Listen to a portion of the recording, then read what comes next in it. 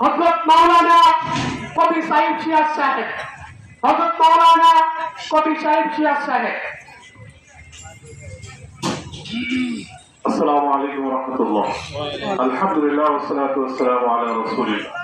প্রিয় সংগ্রামী তাওহীদি জনতা, আমরা আজকে যখন এখানে দাঁড়িয়ে মিছিল করতে হচ্ছে, প্রতিবাদ করতে হচ্ছে, এর কারণটা হচ্ছে যে আসলে আমরা জমিদার প্রথা যখন বিলুপ্ত হয়েছিল তখন আমাদের পূর্বপুরুষেরা একটা দয়া করেছিল, একটা ভুল করেছিল। সেই ভুলের কারণে আজকে এখানে দাঁড়িয়ে আমার মুসলমান ভাইয়ের রক্তের প্রতিশোধের জন্য আজকে আমাদের কথা বলতে হচ্ছে।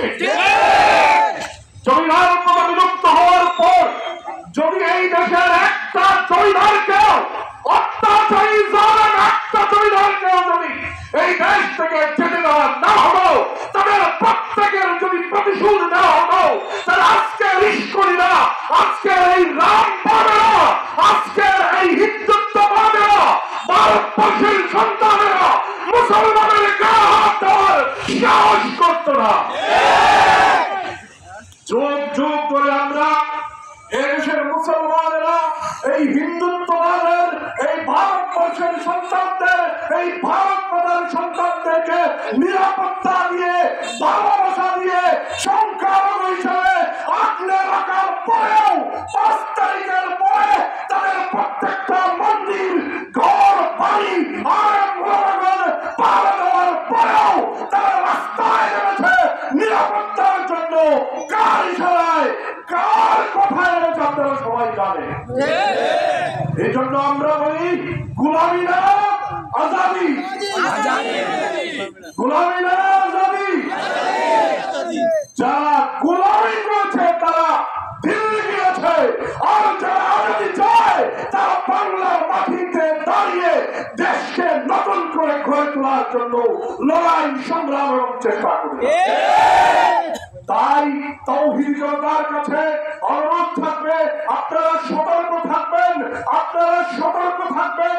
কোনোভাবেই যেন আপনাকে পায়ে পাড়া দিয়ে, আপনার ছবি তুলে, আপনার ভিডিও করে নেবেরা বিদেশি বাবুর কাছে বিক্রি করতে না পারে।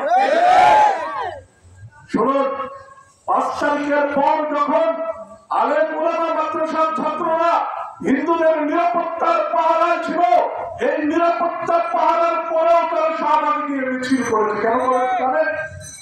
৭১ পরবর্তী সময় থেকে এই দেশে যখনই ভারতপন্থীরা, ভারতের দূষণরা, ভারতের বাংলারা বিপদে পড়েছে, তাদেরকে উদ্ধার করার জন্য এই নিষ্ক্রিয় হিন্দুরা সামনে এসে নিজের নাক কেটে পরের যাত্রা বন্ধ করেছে।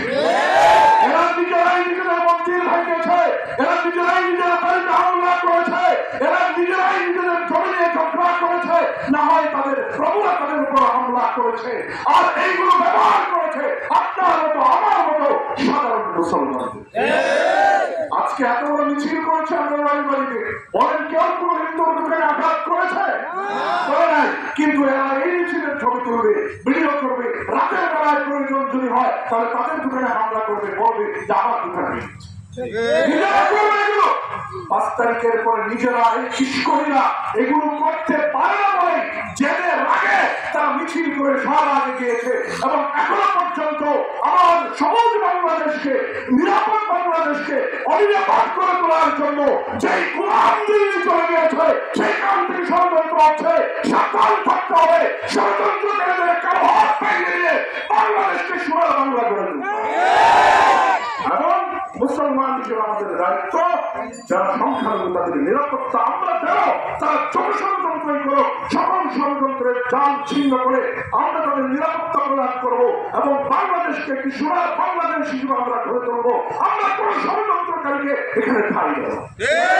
তারা আসল কাঁধে কাঁধ মিলিয়ে নিজেদের যত ক্লেশ, নিজেদের জন্য অনৈক্য সব ভুলে গিয়ে নিজের দেশ প্রশ্নে একটা জাতীয় ঐক্য করে তুলি, যারাই বাংলাদেশকে জবাব করতে একটা কার্যকরী বাংলাদেশ গড়ে তুলতে পারি, যেই বাংলাদেশ সবার বন্ধু হবে, কারো গোলাম হবে না, কারো গোলামি করবে না, সবার বন্ধু হবে।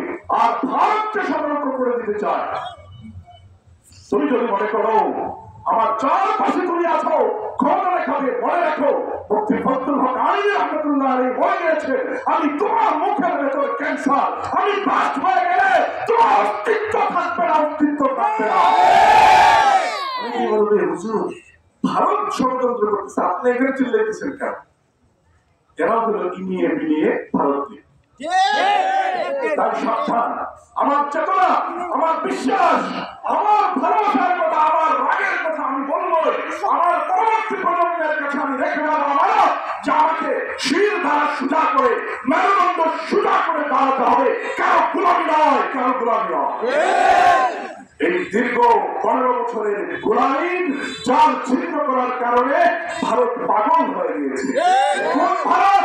যেই ভারত মসজিদ ভাঙ্গে মন্দির বানায়, যেই ভারত গরুর গুস্ত আছে এই সন্দেহ মুসলমানকে মেরে ফেলে, সেই ভারত আমাকে সবক দেয় যে আমি রাতের বেলা সজাগ থেকে হিন্দুদের পাহারা দেয় সে বলতেছে হিন্দুদের নিরাপত্তা নিয়ে উৎপন্ন।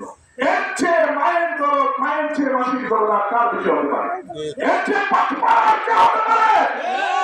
তাই এই ভারতের সেবাদাস যারা আছো ভারতের দালাল যারা আছো মোদীর ভাষায় যারা কথা বলো তাদেরকে সাবধান করে দিতে চাই যদি বাংলা মাটির বিরুদ্ধে আর কোন ষড়যন্ত্র চলে ষড়যন্ত্রকারী জিহ্বাকে ছেড়ে ফেলার জন্য সজাগ রয়েছে।